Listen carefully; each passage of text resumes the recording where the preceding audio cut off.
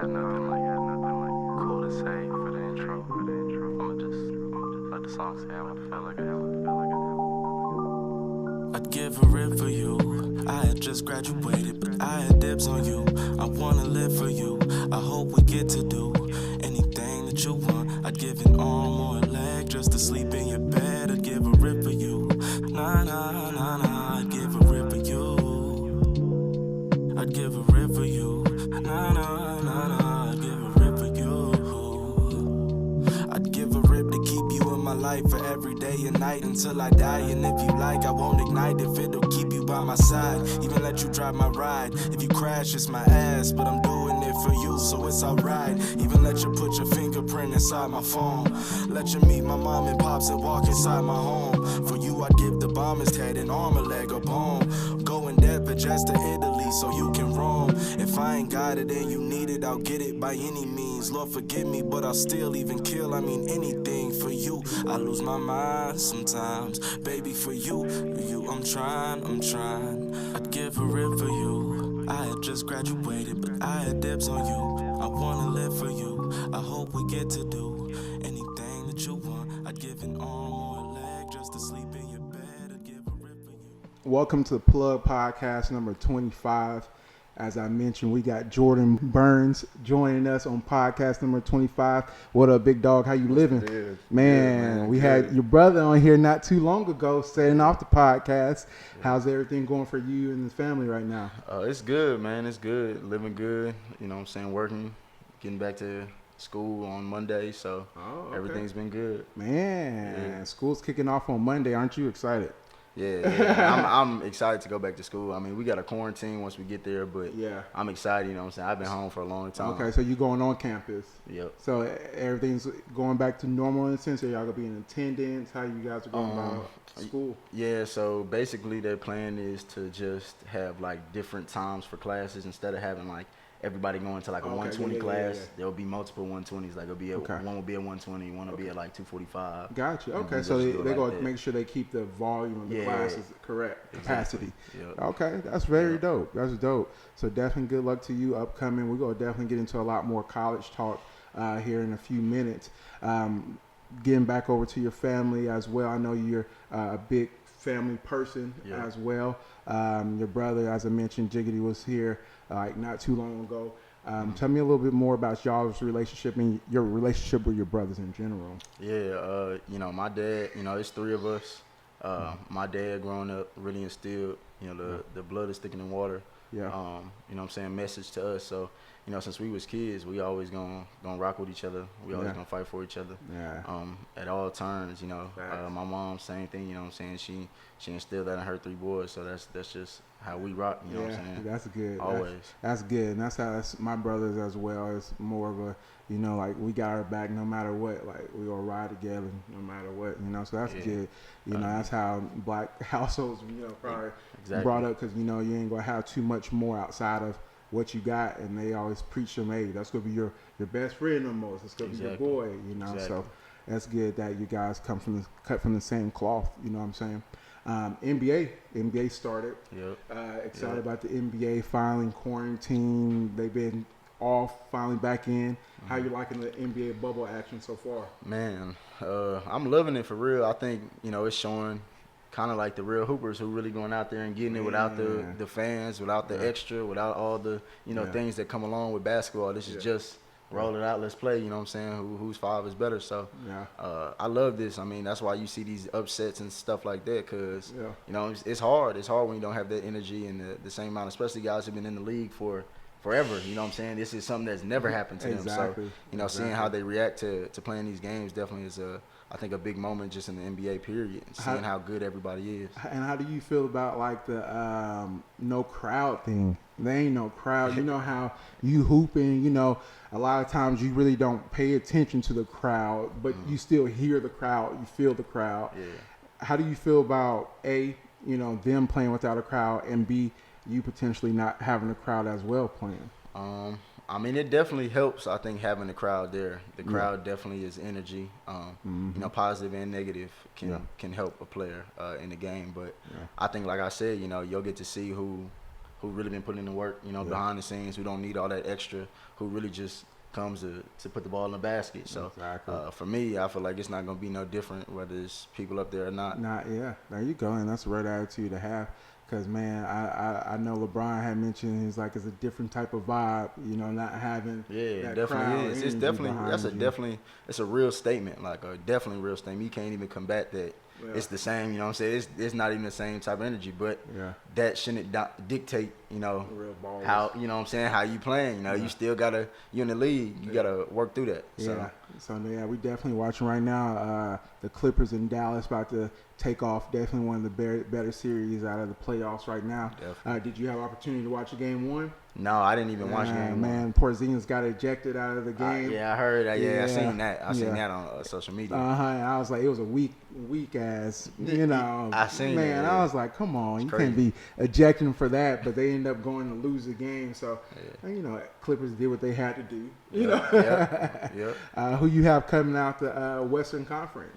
Who you think coming out that West? That's a bad conference. Yeah, right, it's tough. It's tough. Like, I was going with the Lakers, but after seeing them play yesterday, yesterday was almost a game enough to say, what I'm saying, if y'all don't push it, like, what I'm saying, Dame not playing, CJ not playing, them dudes, Nurkic, they coming to play, so it's tough. But I think I'm going to stick with the Lakers right now and still say that they coming out the West. Yeah, that's for sure. Okay, so even though they going against the bubble MVP and they already down one, Melo balling on all cylinders right now, looking like Melo of, I'm gonna say New York. I ain't gonna go Denver. Maybe not Denver. I ain't gonna not Denver. I'm gonna go New York. But man, they hooping. They are definitely hooping. So I think the Lakers still pull it off. I still think they still pull it off. What do you think about Dame Dollar winning the bubble MVP? Man, he deserved it. I think there's nobody else you could even say came close to it. Dame. I mean, he was playing to get in the playoffs too. A lot of people forget, like, he's playing for the last seed. Like, if he lose these games, he's going home. You know what I'm saying? He would have been home, and I think he backed up all the talk he was talking before, where he was like, I'm not going to go play if I don't have a chance at playoffs. And people was talking like, well, you got to make the playoffs first. Like, well, he did it. You know what I'm saying? So I mean, there's nobody else that could have close. I know during quarantine he was on Young Money Radio with Wayne, and he was talking about, I'm telling you, we're going to make these playoffs. And I was like, this boy is tripping. And he's like, he also mentioned how if they went against the Lakers, if, they would win or lose, he's like, what am I supposed to say? I'm a competitor. We go we go go out there and compete, and we go end up, trying to beat these boys. And I'm like, wow. He almost got that Allen Iverson mental. Where it's like, me against the world, like I care less. So definitely, I mean, it's been exciting to watch. And like you said, the hoopers just go show up and hoop. Other than that, everybody else go be lollygagging and shit. You're like, really? What kind of NBA players you say you role model your game around, or some of the players you like to watch? I mean, there's a lot for me. I think over the years, obviously, Chris Paul is somebody who, for the last decade plus, he's been going crazy. So I think Chris Paul, Dame Lillard, Drew Holiday. I really like Mike Conley. A lot of people don't give Mike Conley his credit, but what he was doing in Memphis, you know what I'm saying? He was hooping. Yeah, tough point guard. So. Utah, man, what's up with him in Utah right now? Memphis, he was balling. I ain't gonna lie. Memphis, he was balling. And right now, Utah got that seed. They hooping. But I'm like, man, Mike Conley was that piece that was supposed to kind of give you the Mitchell, break off a little bit. And he's not really providing that. And I'm just like, man, what do you think? Like, do you think I think it's tough because, like, what I'm saying, he's not really an option on the floor. Like, he's really like towards last option. I think even like Jordan Clarkson is more of an option offensively than Mike Conley, I think, overall. So I think it's just hard because their whole starting five is good. Like, and you know what I'm saying, people off the bench is good too. So it's like, man, it's hard for him to have a spot when he plays the point. Like, because you got Ingles as well. Exactly. You got Joe Ingles. You got Mitchell. You got what's the other guy's name? I can't even think of his name right now. But you got at least 3 options and 4 options, and then Conley. I don't know. I feel like Rudy Gobert. That's what I'm thinking. You got Rudy Gobert. You know what I'm saying? One of the best defenders in the league. So like, it's a lot of tough guys on your team that you got to try to be better than. It's tough. It's tough. So I mean, I hope I know. I feel like the Lakers got a bad draw on that 8th seed, dog. It's definitely probably one of the worst AC draws probably in history. Yeah, because like you got a team that probably should be like realistically 4 right now. Yeah, they're probably like a 3, 4, 5. Like they shouldn't be no lower than that. Yeah, but you gotta go against this 8 squad. You're like, yeah, it's tough every night now. I did see one question on ESPN, and we'll break for a music video. They said if LeBron James is to not win a championship this year, does it damage his reputation or his legend?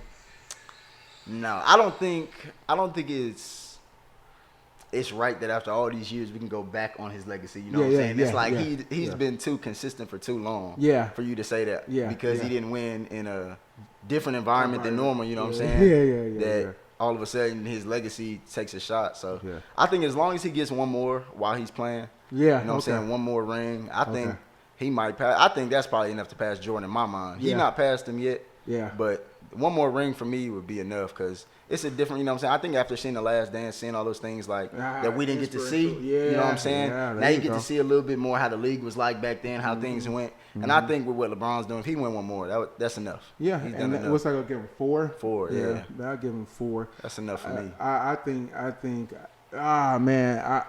the Bulls are just too good. Like, to be honest, back when Jordan was on the Bulls, the team was the best. Even when Jordan left, they were still like one of the best teams or had the best record in the NBA. So it's like, you know what I'm saying, his team was just way different. And it's not Jordan's fault, but you know what I'm saying, you got to account for all of that when you come to legacy. Of course, you can't leave him out. Everyone likes to say LeBron left to go play for Miami and win those championships, but at no other point did he have a top 50 NBA player that he got to play with. You know what I'm saying? Exactly. Like, he never had Scottie Pippen to play with. Exactly. Like, Dennis Rodman, you know what I'm saying? So for him, I don't know, for him to leave Miami, I felt like he was like, okay, you know, kind of flake, man, he should have rolled that Miami boat out. You think so? And, man, he should have got him at least 3 or 4 more and been like, hey, I don't care if y'all say I'm not. I think he upped his legacy, though. Because he went to Cleveland and winning that. Yeah, that counts for 2. You know what I'm saying? Against 73-9. Yeah. You know what I'm saying? Like, you talk about the best team, you know, according to record in NBA history. Yeah. You know what I'm saying? They got the win against them. Yeah. Against all odds for it. Brought it back to Cleveland down 3-1. Like, I don't care who hurt, who out. Y'all get. They couldn't win one more before the other team won 3. Yeah. Like, you know what I'm saying? Appreciate that one a lot more. Like, I appreciate that. Yeah. A lot more than the other ones. Because, you know, we don't even speak towards, like, how great that Golden State Warriors team was. Yeah. So, definitely shout out to LeBron and winning the championship there. So, again, some more players you model your game after before we shut them down. Who, even more players? Chris Paul. Yeah. Who else? Say Chris Paul, Dame. Drew Conley. Give me one more. Fred VanVleet, man. He was a dog. I'm a dog. A dog. Like, he's playing playoff. He playoff Rondo. He like a whole different baller when the lights come on. I'm like, exactly. I love it. East, you got Toronto coming out. Yeah, Toronto. Yeah, because we talked about it off script. We talked about the West. People were like, man, come on, Burns, what you say about the East, man? Yeah. All right, Toronto. So you got Toronto coming out, and the overall NBA champion is going to be the Lakers. I believe Bron going to do it this year. And I believe it's going to happen. It's got to. And then the MVP will be Bron. Yeah. Okay. Yeah, for sure. All right, there's your bracket, ladies and gents. No question. So we got a lot more with Jordan Burns. Plug Podcast 25. Let's get into that music video. Let's get it.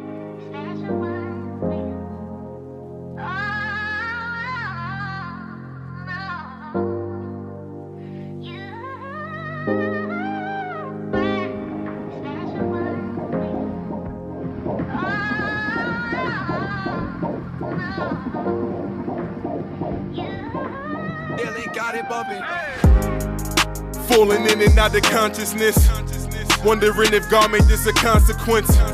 Could it be your daddy was incompetent? Could it be your daddy lacked the confidence? What could it be? What could it be? Tell me what's the reason that you really had to leave? What could it be? What could it be? Look, tell me what's the reason that you really had to leave? What could it be? What could it be? Tell me what's the reason you ain't crawling next to me? Tell me what's the reason you ain't ballin' next to me. Please tell me what's the reason you ain't talking next to me.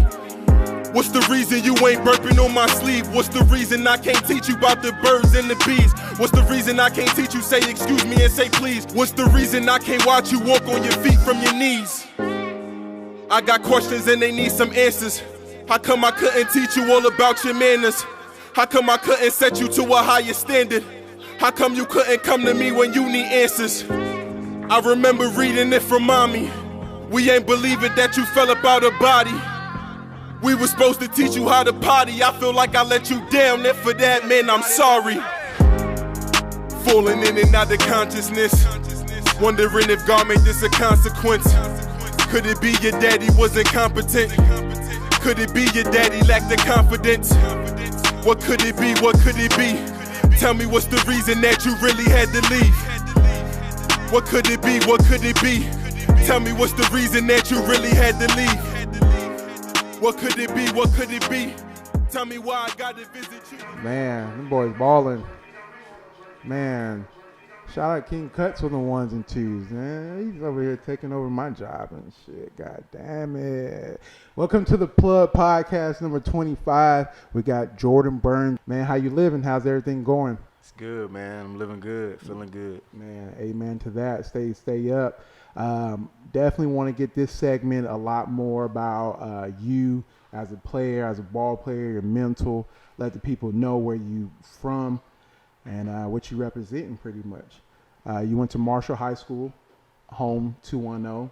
Pretty much born here as well, right? Pretty much, might as well be. So pretty much 210 product. Tell me a little bit more about high school basketball and you ball in high school.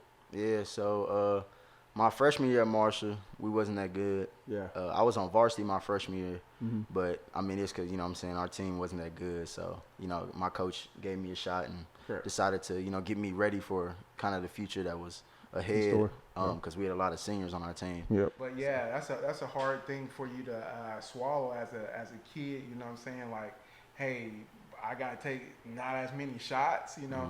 As a kid, how did you kind of take that in and say, all right, I'm going to do the betterment of the team at that point? Yeah, well, early, my first 2 years, me and my coach, you know, we didn't get along a lot. You know, I fought with him a lot. Yeah. You know, I had to do a lot of, you know what I'm saying, running a lot of extra stuff. Because, you know, type of, you know, person I was young, I was immature. Yeah. Just didn't really know, you know what I'm saying, anything. Just kind of thought that I was that guy. And so, you know, as I got older, you know what I'm saying, and I had a good year, but I hated to lose. So after that year, you know what I'm saying, the next year he was like, all right, we got to stop all the extra stuff and you got to mature and you got to do these things and we're going to win games. And I promise you, you know, we're going to end the season with have a winning season. And so my coach told me that before my junior year and I just believed him. Everything he told me to do, I did it. And I think we went like 18-15, missed the playoffs by like one game. In my senior year, you know, we were able to be, you know, one of the best teams in the city. We beat Steele and Judson in the same term, who was number 1, number 2 in the city. Man, I think they was both top 2 in the state at the time. So, you know what I'm saying, we just went on a winning spree, and that's really, you know, thanks to Coach O, I became just a winner. You know, I just love to win. I love to feel the excitement, you know, within the team and everybody, you know, having a part to play in it. So I started to believe that, I think, at an early age, which is why I was able to carry it on to college. Tell me about your recruitment process. As far as recruiting, I mean, it sounds like you had a breakout junior, senior year. When did you kind of break that threshold as far as getting an offer? Yeah, so my senior year, or going into my senior year, I had no offers. You know, I was a guy who some people thought, you know, could be D1, but I was high D2 guy. Like, you know, a lot of people thought that I was a very good D2 player. And so going into my senior year, I went to a camp at Colgate, and they actually offered me the night or the morning of the New York, upstate New York. You had to fly out there, everything. And so at this point, you know, in my recruitment, they're telling me, we want you up here, you know, we want to see what you look like in person. We want to see that you really going to come to the school. And I was like, all right, I'll do it. So went out there, you know, never really thought that I was even going to go there. You know, I just went out there, never thought I was going to get the offer, got the offer. And that was the only offer until I got offered by a D2 school where I actually committed to, called Midwestern State. And that's in Wichita Falls, Texas. Okay. So a D2 was one of the top D2s in the country at the time, and I seen their facilities and stuff, and I was like, man, I'm gonna go there. But then once I committed, I think, I just started realizing slowly. I watch college basketball, little things here and there, and I was like, you know what, I put in enough work to where I deserve. I think I'd be cutting myself short going D2. Kind of taking what in my mind, at the time was the easier route because it was closer to home and everything, and I just didn't want to take that leap of faith. And I think after thinking about it for a little bit, called my coaches back, told them, I felt like I wanted to go somewhere else. After that, I called Colgate, asked if my offer was still on the table. They told me they said I could be down that weekend for official. That's what I did. Went down on the official, and I committed. I committed on spot, and for me, I didn't need nothing more than that. I just needed a chance. So I didn't go shop around, nothing. It was like, man, you give me a spot, I'm going to make it happen.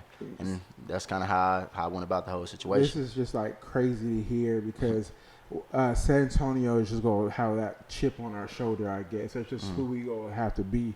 Because, man, I hear so many stories just like yours where it's like started from the bottom pretty much, but now you're potentially about to enter the NBA draft and be drafted and continue that process. As far as like the recruiting process in San Antonio, do you feel like it's underrated? Do you feel like we're underrated as far as like recruiting and how the light isn't, shined here in the city?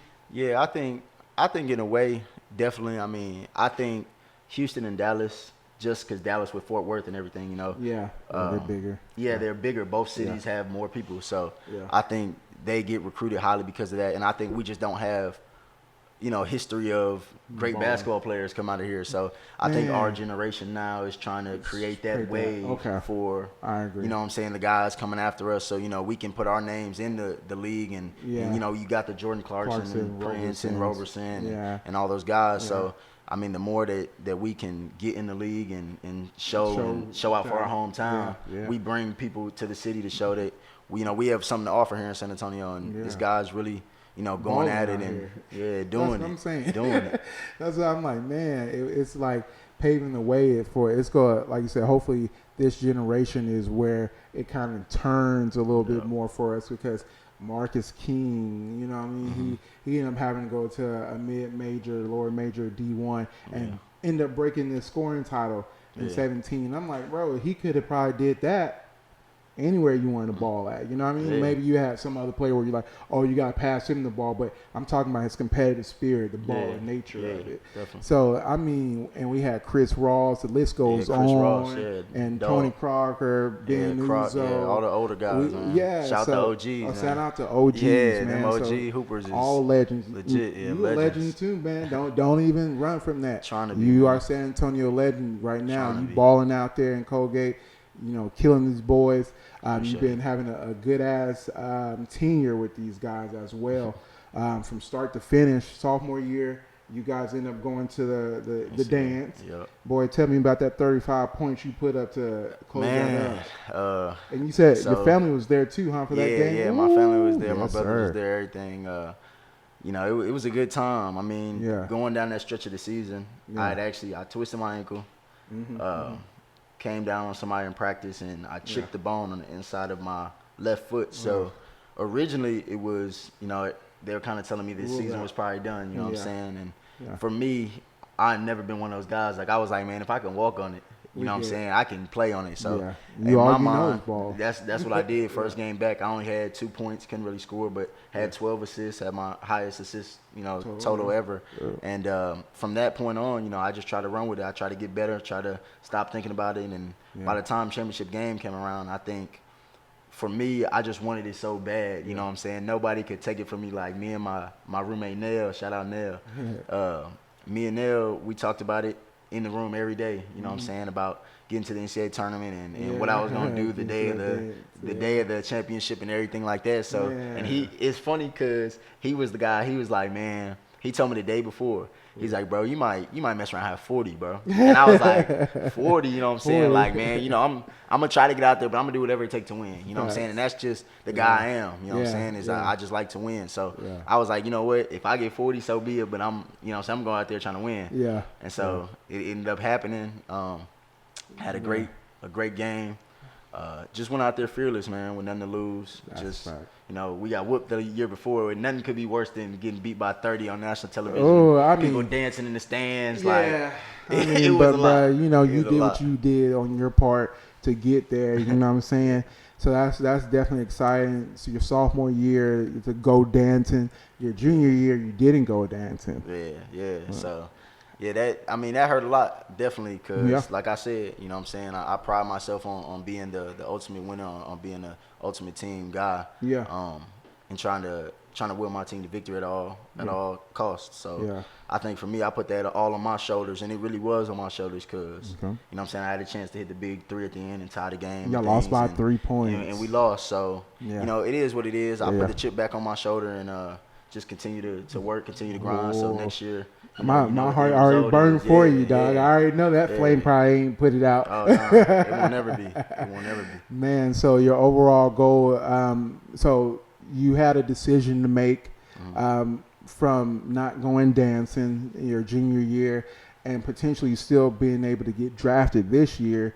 What made you want to go back to school compared to throwing your name in the hat this year for the draft that's coming up?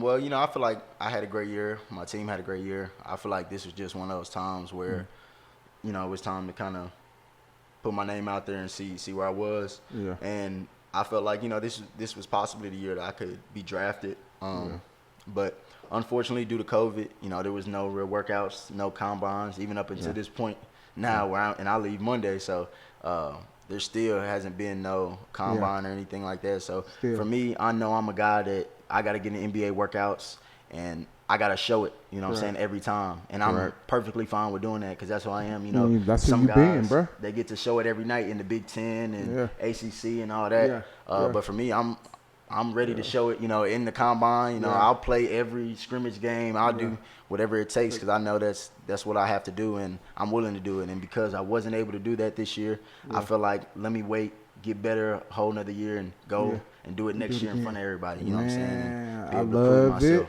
Say what? I love it. Man, so definitely keep grinding, bro. And I'm excited that you have that mindset because it's been a crazy year in 2020 itself.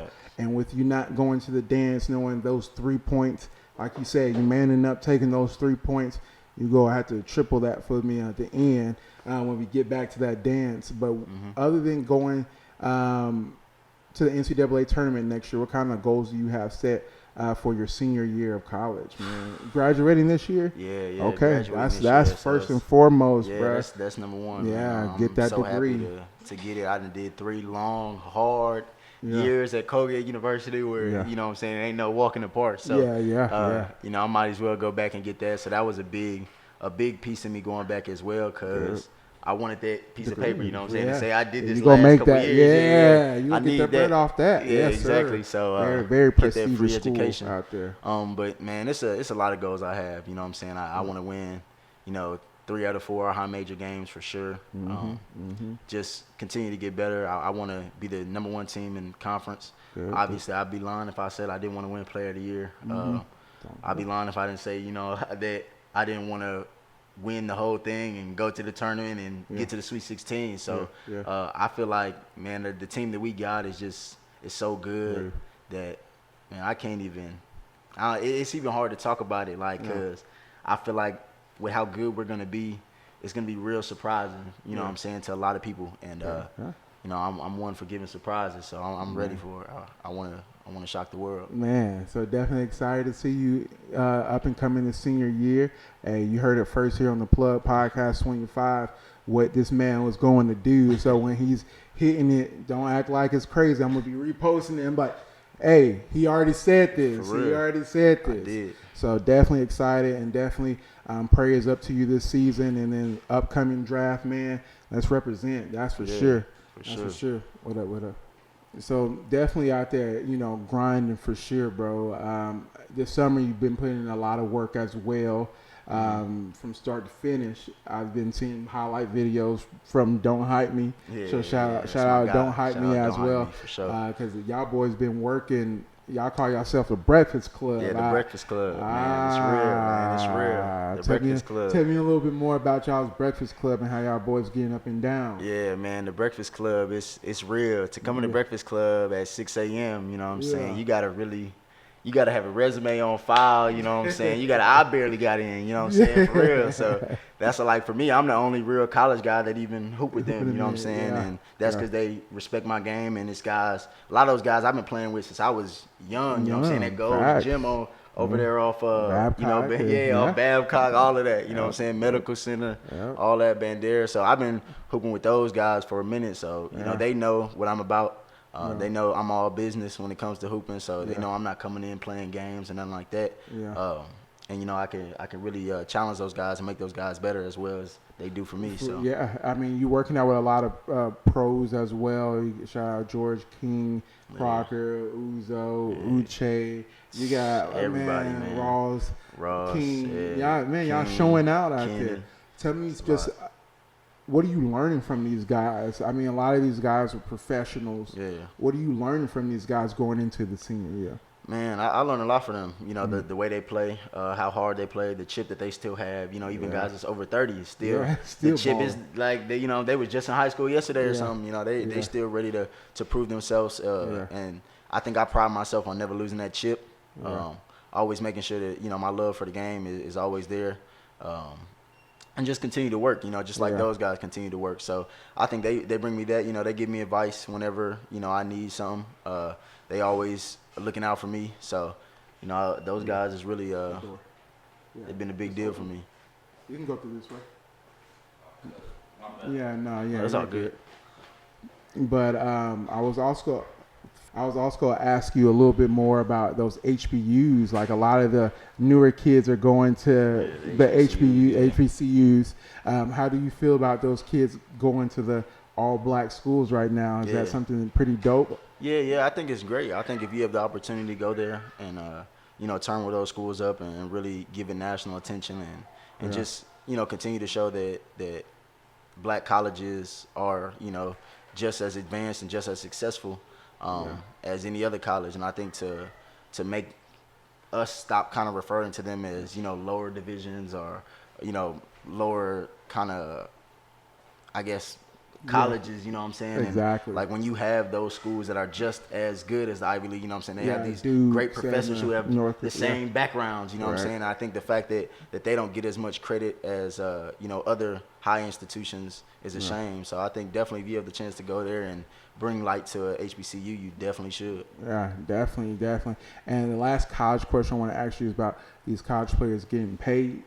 How do you feel about college players? I know you probably like, I'm going my senior year at this point, so it is what it is. But how do you feel about college players being paid when they're playing? Yeah, definitely. I think it's great that they're instituting that because, I mean, why not? You know what I'm saying? Why can I not make money off myself? Correct. So I think that's a question that we've been asking for decades now when it comes to college sports and the kind of the stranglehold they have on the income that comes through there. So I think now that they're freeing up, it's better that kids are able to earn money and do what they can right now before they even step into the real world. So you can even start, with an advance if you're able to. You could probably learn a lot more about your money managing from there, being like, hey, I ain't just going to throw all this money away. I'm going to put this up so when I do graduate, I got this to fall back on for a couple whatever, So, definitely I hope they really start implementing that a little bit quicker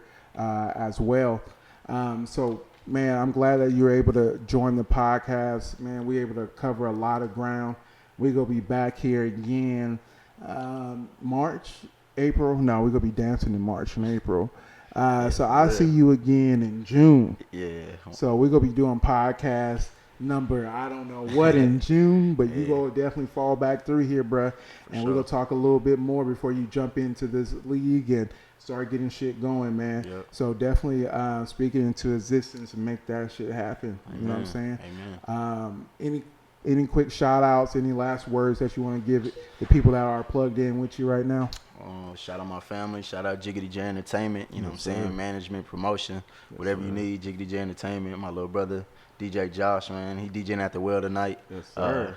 Upcoming DJ in the city. So, watch out for them. Yeah, that's about it, man. You already have an empire to fall back into, dog. So it doesn't even. We building, man. You building everywhere. Everywhere. Y'all touching all atmospheres. Every so platform. definitely appreciate you plugging in with your boy Jay Alamo. Make sure y'all like, share, subscribe. This is Plug Podcast number 25 with my man Jordan Burns. Hey man, let's get out of here. He's gonna be like, man, his views are fucked up. Let's get out of here. Yeah, 25.